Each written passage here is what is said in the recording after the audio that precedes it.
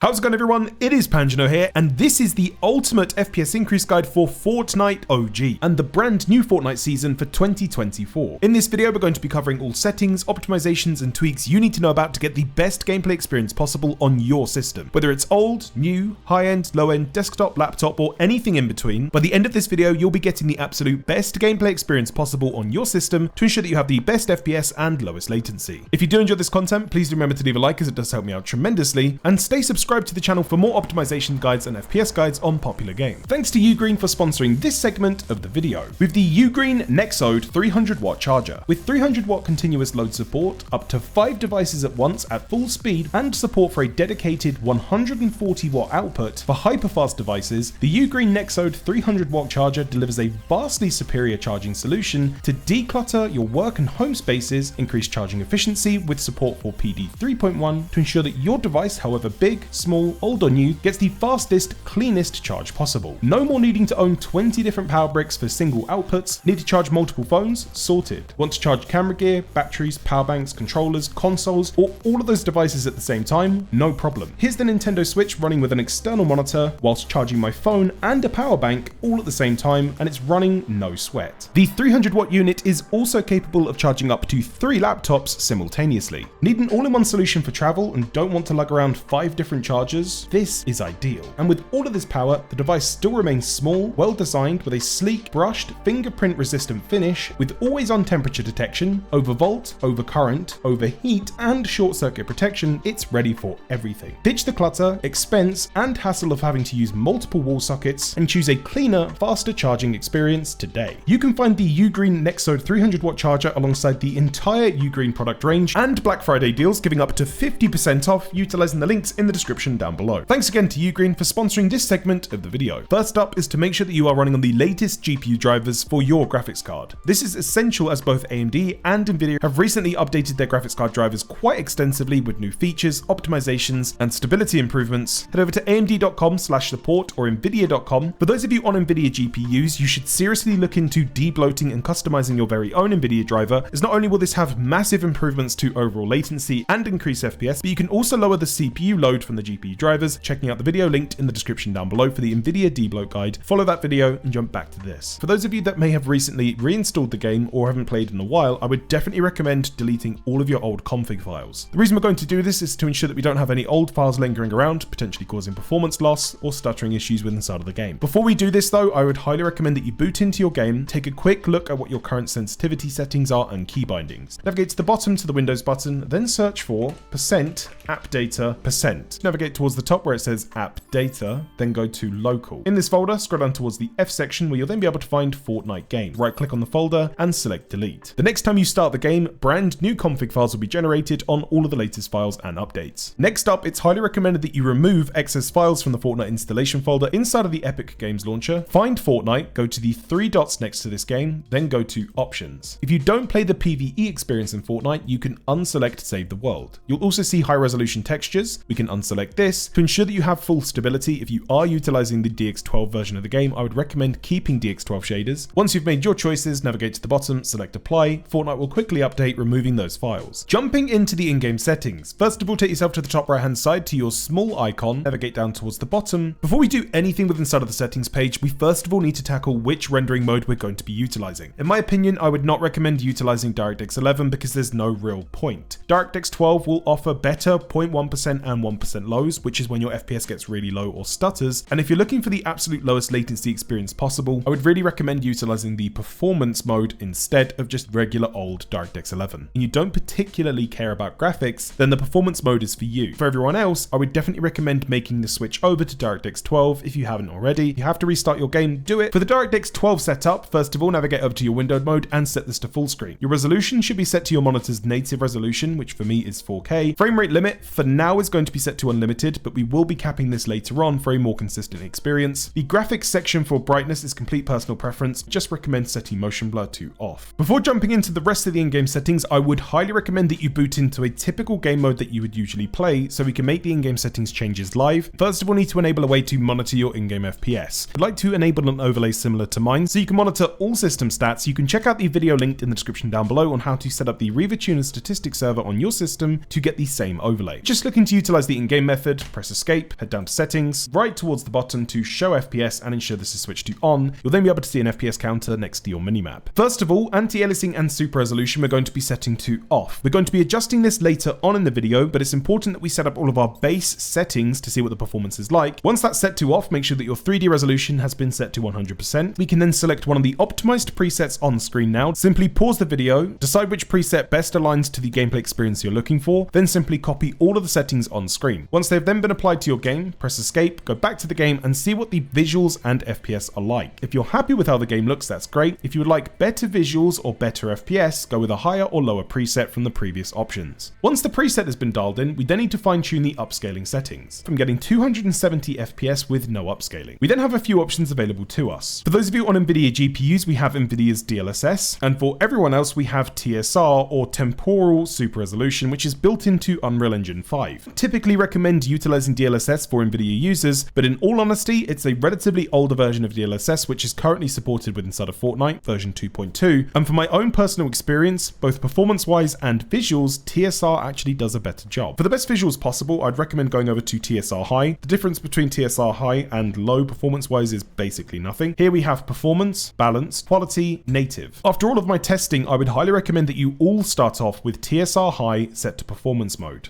Apply this to your game, go back into the settings and see how this looks. TSR High set to performance mode in this game, in my opinion, is absolutely beautiful. You only see a small amount of blur on distant objects when moving, and in all honesty, I think this is one of the best implementations of the TAAU tech on any game I've seen. You should also see a massive performance uplift. But if the visuals are somewhat disappointing at performance mode, jump back into the settings, try going to balanced, apply this, see what the FPS is like, see what the visuals are like. For me personally though, I'm sticking with TSR High set to performance mode because I think it looks absolutely fantastic. So at this point, you should have set your optimized rendering mode, selected an optimized preset which you are happy with, and dialed in your anti-aliasing and upscaling settings to ensure that you get the absolute best performance possible for your setup. At that point, if you're going with an unlimited or 0 FPS cap for the highest FPS possible, that's basically it for all of the in-game settings. But in all honesty, for 99.9% of you watching this video, you're seriously missing out if you don't implement a G-Sync or FreeSync setup for Fortnite. Not only will you be further improving the 0.1 and 1% lows by putting less load on the overall system, delivering cooler temperatures for more consistent performance, but if you aren't interested in a G-Sync or FreeSync setup, I would at least still cap your FPS to something realistic. Look at the performance you're getting in a typical online match. What I would then do is I would cap your FPS about 10 to 20% lower than what you're typically able to average. There's no point in capping your FPS at a number that your system isn't able to achieve 99.9% of the time. So if you're playing at 300 FPS, but you occasionally dip down to about 280, I would cap your FPS at 240. You're giving up a slight bit of the FPS on the high end, but in favor of a more efficient and incredibly consistent experience. For the lowest input latency possible, you want to utilize FPS caps via the in-game FPS limit. If you're going with a G-Sync or FreeSync FPS cap, you want to cap your FPS lower than your monitor's refresh rate. Unfortunately, the presets in-game aren't great for this, but you can jump into the Fortnite config file where you can set individual FPS caps to the exact number. Seriously, at this point, unless you're on a 500 Hz monitor, please at least try out a G-Sync or FreeSync setup, or at the very least cap your FPS to something realistic, because that consistent experience is something that's being slept on in so many games. For very quick NVIDIA control panel optimizations, right click on the desktop, open the NVIDIA control panel, navigate to the top left to adjust image settings with preview and ensure the middle option has been selected. Once complete, navigate to the left hand side to manage 3D settings. We're only going to be adjusting the settings for Fortnite individually, so to do this, navigate to program settings. Inside of the drop down menu, we then need to find the Fortnite application. If you don't see it inside of this menu, navigate to the right hand side to add. You'll then be given a more extensive drop down menu, and for me, I'm able to find Fortnite here. Once that's selected, go to add selected program. Start off by navigating towards the bottom. If you are not making use of a G-Sync setup, set vertical sync to off. Power management mode, I'd recommend setting to prefer maximum performance. Again, make sure that you are only doing this under the program settings and not global. Prefer maximum performance set to the program settings for Fortnite individually will set your GPU to constantly be boosting for the best performance possible, and the moment you close out of the game, it will default back to your global setting, which is typically normal. And preferred refresh rate, we're going to be setting to highest available. Go to the bottom right hand side and select apply. For those of you on AMD Radeon GPUs, when your game is open, simply press Alt and Z on the keyboard. A few quick settings I would potentially look over is to first of all, in all use cases, ensure that AMD's Radeon anti-lag has been enabled. For those of you on supported GPUs, you could also navigate over to the graphics profile and enable AMD's Hyper RX software. This will use a combination of a a few of the different Radeon optimizations built into the driver simultaneously to deliver a better gameplay experience, such as Radeon Boost and anti-lag simultaneously. This may not be for everyone, so do try this out, see how your game performs. Otherwise, if you're looking for a slightly sharper image, ensure that you do try out the Radeon image sharpening setting. I personally like to have this set to about 20 to 30% depending on the resolution in which I'm using. And again, ensure that you are at least using AMD's Radeon anti-lag. For extremely basic Windows optimizations, to ensure that you don't have any odd settings which could be limiting performance, navigate to the bottom left hand side, type in game space mode, go to game mode settings, and ensure that game mode has been switched on. Next up, type GPU space settings, then go to the graphics settings panel, navigate up to change default graphics settings at the top, and ensure that optimizations for windowed games has been enabled, and hardware accelerated GPU scheduling. If you don't see the hardware accelerated GPU scheduling option, that's completely fine, just skip this step. If you'd like to dive deeper into other optimizations which are extremely useful for getting better FPS on nearly all games, I would highly recommend checking out the Advanced FPS Companion Guide, which you can find linked in the description down below. This is a video in which I recommend with all of my FPS guides for those of you looking to dive deeper into your systems to get better performance gains. For those of you on nvidia RTX 30 series or newer GPUs, I would highly recommend that you force resizable bar for Fortnite, as you will see a decent performance uplift in practically all scenarios. If you want to do this, you will need to navigate over to Google and search for NVIDIA Profile Inspector. You want to utilize the Orb MU2K version on GitHub and that version only. Navigate down to the profileiinspector.zip and download this. You'll first of all need to make sure that resizable bar has been enabled on your GPU. You can do this by right clicking on the desktop, go to show more options, NVIDIA control panel. Head up to the top to help, then go to system information. Inside of this panel, you'll then see resizable bar. It should be marked as yes. If it's not, I would recommend checking out my resizable bar guide in the description down below so you can dive into all of the settings and options you need to be enabling to ensure that resizable bar is actually working on your GPU. With the resizable bar enabled and NVIDIA Profile Inspector downloaded, jump into Profile Inspector, navigate to the top to Profiles, go to the drop down menu and just type F. Scroll down to the FO section and find Fortnite. Navigate down to section number 5 listed as common. You'll then be able to find the resizable bar settings. We first of all have feature, set this to enabled. We then have options, set this to 0x001. We then have size limit, which we're going to be setting to 0x004. Scroll down slightly further, where we'll then be able to find memory allocation policy. Go to the drop down menu for this and set this to moderate. Once that's completed, go to the top right hand side to apply changes and exit out. Next time you reboot Fortnite will then have resizable bar forced, giving you a decent performance uplift. If you want to restore all of the settings back with inside of the NVIDIA Profile Inspector, head up to the top to the green NVIDIA icon, select this button, then go to the right hand side to apply. Alternatively, if you would only like to restore the individual settings you've adjusted, go to the right hand side to the setting you changed and select the grey icon. Let me know of your results in that comment section down below and your system specs and what sort of FPS you're seeing. If you'd like to dive deeper into optimizations for your PC for other games or just your PC in general to get even more performance uplifts, make sure that you do check out the playlist section in the description down below. Or if you're not entirely sure where to go next, check out one of the 2 videos on screen and I'll see you guys over there.